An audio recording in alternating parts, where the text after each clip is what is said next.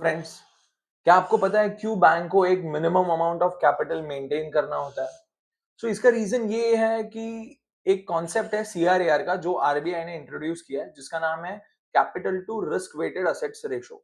सो क्या होता है कि बैंक्स क्या करती है, बैंक्स नॉर्मल कस्टमर से इन टर्म्स ऑफ डिपॉजिट्स और एफडी के थ्रू पैसे रेज करती है एंड आगे दूसरे कस्टमर जिनको लोन की जरूरत है उनको लोन देती है। सो इसमें क्या होता है कि लेट्स से ये जिनसे आपने एफडी ली है उनको तो आपने 5 इयर्स ये सब बोला है कि I will give you 7% returns and all, and आगे वो लोग लेट्स से 10% 9% पे आगे दूसरे कस्टमर्स को लोन देते थे। And let's say because of any adverse situation और लेट्स से रिसेशन आ गया या कुछ आ गया, ये जिनको लोन दिया है they are not able to repay the loans. तो क्या होएगा कि जब ये जो कस्टमर से जिनसे डिपॉजिट्स और एफडी ली है, अगर ये कस्टमर्स ने डिपॉजिट डिफॉल्ट कर दी और जब ये कस्टमर्स मांगने आएंगे पैसे, तो बैंक के पास तो पैसे होंगे नहीं, क्योंकि यहाँ से 100 रुपए की एफडी ली और आगे 100 रुपए की लोन दे दी।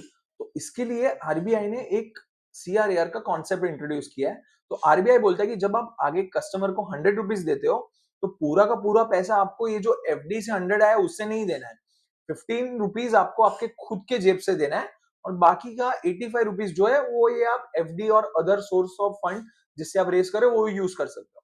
सो क्या होगा कि अगर कोई रिसेशन या ऐसा कुछ आए तो लेट्स से जब ये कुछ कस्टमर्स डिफॉल्ट करेंगे तो ये जो भी लॉस होगा ये बैंक खुद के अपने कैपिटल से अब्सॉर्ब करेगा ये लॉस, और आगे जो दूसरे कस्टमर्स जिनसे एफडी लिए वो कस्टमर्स को लॉस बेयर नहीं करना पड़ेगा। सो इसके लिए ये कॉन्सेप्ट ऑफ सीआरएआर इंट्रोड्यूस किया है जहां पे बैंक्स को एक मिनिमम विच इज 15% उनको कैपिटल मेंटेन करना होता है, 15% ऑफ रिस्क वेटेड असेट्स। अब ये रिस्क वेटेड असेट्स क्या होता है? तो रिस्क वेटेड असेट्स ये होता है कि लेट्स से आपके जो बैंक के बैलेंस शीट्स है उसमें मल्टीपल असेट्स हो गए, मल्टीपल कस्टमर्स को अलग अलग लोन दिया रहेगा, वो उनके असेट साइड में हो गए। सो फॉर एग्जांपल कोई कस्टमर को बैंक ने सिक्योर्ड लोन दिया है, होम लोन दिया है, वो क्या है उसमें कम रिस्क है। अगर कस्टमर ने डिफॉल्ट भी किया, बैंक क्या करेगी उनकी कोलेटरल या तो जो प्रॉपर्टी है वो बेच के वो पैसे रिकवर कर सकती है। तो वहां पे आरबीआई ने रिस्क वेट एसेट्स जो दिया रहेगा लेट्स से 50% दिया रहेगा। अभी फॉर एग्जांपल कुछ होगी कि अनसिक्योर्ड कोई कोलेटरल के बिना ही बैंक ने लोन दे दिए, वहां पे वो असेट्स काफी रिस्कियर है, बिकॉज अगर वो कस्टमर ने डिफॉल्ट किया तो बैंक को तो सीधा का सीधा लॉस ऑब्जॉर्व करना पड़ेगा। तो ये केस में जो रिस्क वेटेड एसेट्स होगा उसका 100% रिस्क वेट आपको देना है। सो ऐसे करके क्रॉस मल्टीप्लाई करके एक फाइनल आपका बैलेंस शीट के लेट्स से 100 रुपीज के असेट्स आ रहे टोटल असेट्स, एंड ये रिस्क वेटेड जो रिस्क वेट है वो अप्लाई करने के बाद जब आपने रिस्क वेट अप्लाई किया तो let's say risk weighted assets आते हैं आपके 110, बिकॉज अलग अलग टाइप के असेट्स है उसका रिस्क नेचर अलग अलग है। सो बेसिस पे आरडब्ल्यू है लेट्स से उनका आ गया 110।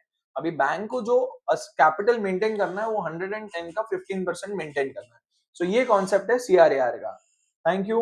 आपको कुछ भी डाउट है you can read all the I have defined जो भी उसका फॉर्मूला है कैसे कैलकुलेट करती है, शॉर्ट समरी में मैंने लिखा है, आप चाहे तो रीड कर सकते हो।